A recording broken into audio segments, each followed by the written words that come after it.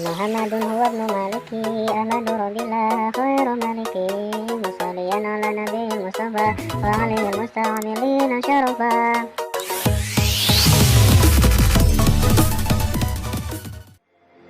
Ibnu Sina merupakan seorang tokoh muslim yang sangat berpengaruh di dunia. Ibnu Sina juga dijuluki sebagai bapak kedokteran. Ibnu Sina juga dikenal dengan sebutan Avicenna.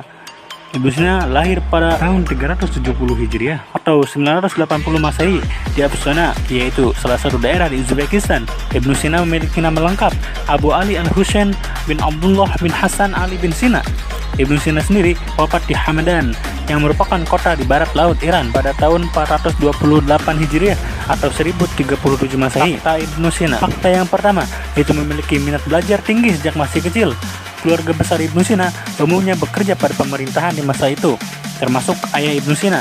Namun, ayah Ibnu Sina juga merupakan seorang pendidik yang handal. Pada masa itu, tidak banyak orang yang mengenyam pendidikan yang cukup tinggi.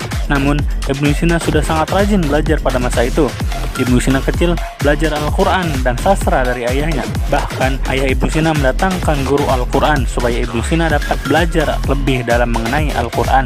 Sehingga pada usia 10 tahun, Ibnu Sina sudah menghafal Al-Quran. Selain mempelajari sastra dan Al-Quran, Ibnu Sina juga mempelajari keilmuan lainnya seperti matematika, sains, kedokteran, dan juga tafsir, usuluddin, dan tasawuf. Itulah mengapa Ibnu Sina sudah lebih cerdas dibandingkan anak-anak seusianya. Dikarenakan ketika anak-anak yang lain sibuk bermain, Ibnu Sina sibuk belajar. Fakta yang kedua, dikenal sebagai bapak kedokteran, namun tidak hanya memberi sumbangsi pada ilmu kedokteran. Ibnu Sina banyak menciptakan karya yang menjadi sumbangsi bagi dunia dalam bidang ilmu pengetahuan seperti ilmu filsafat, kimia, geologi, teologi Islam, astronomi, astrologi, fisiologi, matematika, logika, hingga karya-karya di bidang sastra seperti puisi. Walaupun Ibnu Sina lebih dikenal sebagai bapak ilmu kedokteran, sebenarnya Ibnu Sina lebih banyak membuat karya di bidang ilmu filsafat, yakni sekitar 150 karya, sedangkan dalam ilmu kedokteran sekitar 40 karya. Fakta yang ketiga, menyembuhkan penyakit Raja Bukhara saat usia 18 tahun.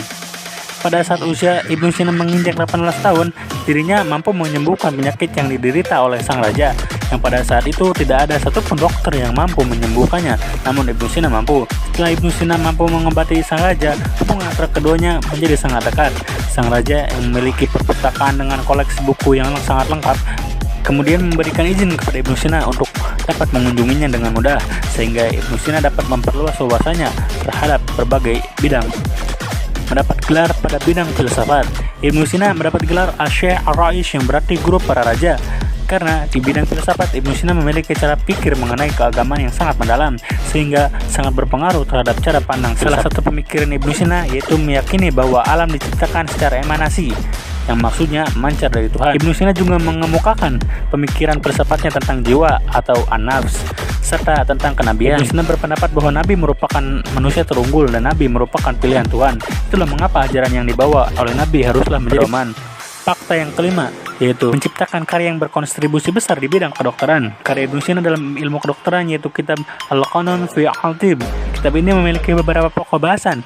Yang pertama, mengenai definisi ilmu kedokteran yang disertai serta detail organ dari tubuh manusia.